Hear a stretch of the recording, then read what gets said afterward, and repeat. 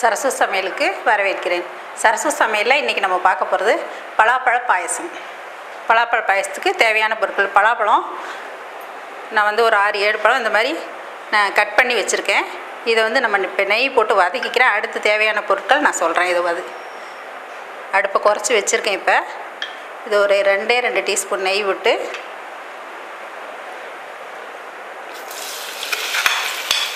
நான் இதை வச்சுட்டேன்.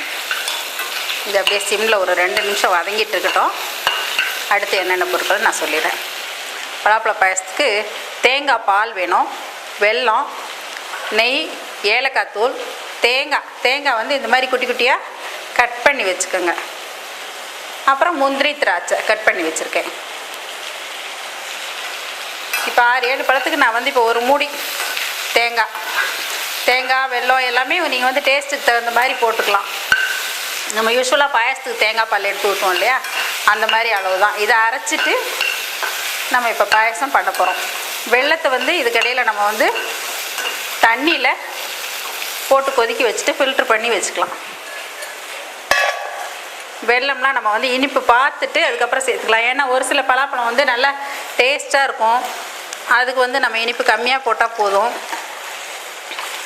இப்போ இதை போட்டு இப்போ அந்த பக்கம் நான் வெல்லத்தை வந்து நான் தண்ணியில் கரையை விட்டுருக்கேன், கொதிச்சிட்ருக்கட்டும். 1 நிமிஷம் இந்த பலாப்பழத்தை நம்ம வதக்கி எடுத்துருவோம். ரொம்ப நேரம் வதக்க வேண்டியதில்லை, சும்மா 2 நிமிஷம் வதக்கினா போதும். அவ்வளோதான். இதை நிப்பாட்டிட்டு இதை ஆற வச்சுட்டு நம்ம கூழாக அரைச்சி எடுத்துக்கிறோம்.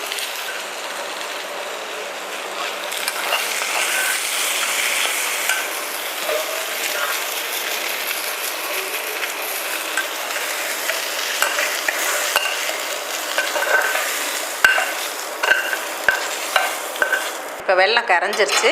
இப்போ நான் இதை ஃபில்ட்ரு பண்ணிவிட்டு வெல்லம் நான் ஒரு கப் அளவுக்கு எடுத்திருக்கேன். பத்தலைன்னா நம்ம பார்த்துட்டு கூட போட்டுக்கலாம். பழத்தை நான் வந்து அரைச்சி வச்சுருக்கேன்.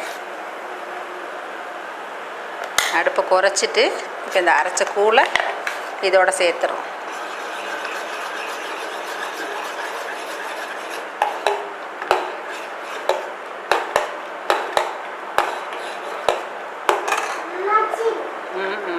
என்னடா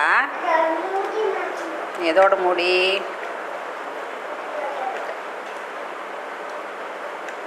இந்த பலாப்பழம் வந்து அரைக்கும்போது சும்மா 1-2 அப்படியே கடிபடுற மாதிரி கொஞ்சோண்டு கடைசியாக போட்டு கூட அரைச்சிட்டிங்கன்னா அது நல்லாயிருக்கும்.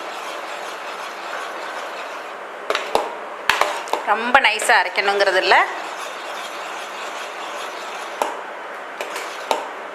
இப்போ இது வந்து ஒரு கொதி நல்லா வந்துருச்சு. இந்த பலாப்பழம் போட்டதுக்கப்புறமா இந்த வெள்ளைக்கிழவையும் சேர்ந்து கொதி வந்தாச்சு.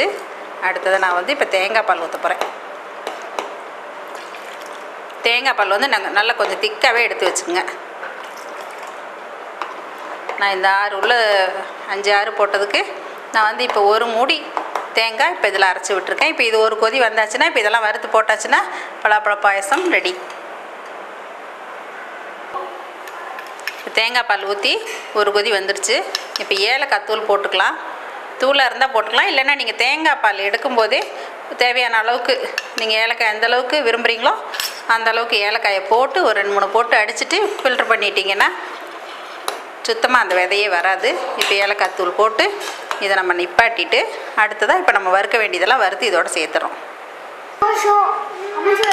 நெய் கொஞ்சம் விட்டு இப்போ இதில் வந்து இந்த முந்திரி திராட்சையெல்லாம் உள்ளே போட்டுட்டு முந்திரி திராட்சை போடும்போதே நம்ம இந்த தேங்காய் குட்டி குட்டியாக நறுக்கி வச்சுருக்கேன் பாருங்கள். இப்போ இதையும் போடுறேன். இந்த பாயசத்துக்கு வந்து இந்த தேங்காய் போட்டால் நல்லா கூடுதல் டேஸ்ட் கொடுக்கும். இப்போ இதை நல்லா அடுப்பில் வச்சு 2 நிமிஷத்துக்கு மேலே சிம்மில் போட்டு வறுத்தாச்சு. இப்போ இது வந்து இந்த பாயசத்தில் இது பலாப்பழ சீசனுங்கிறனால இந்த மாதிரி நீங்களும் பலாப்பழ பாயசம் ட்ரை பண்ணி பாருங்கள். இது வந்து கேரளாவில் வந்து செக்க பிரதமன்னு சொல்லுவாங்க. இது வந்து ரொம்ப ஈஸியாக செஞ்சிடலாம். நீங்களும் ட்ரை பண்ணி பாருங்கள்.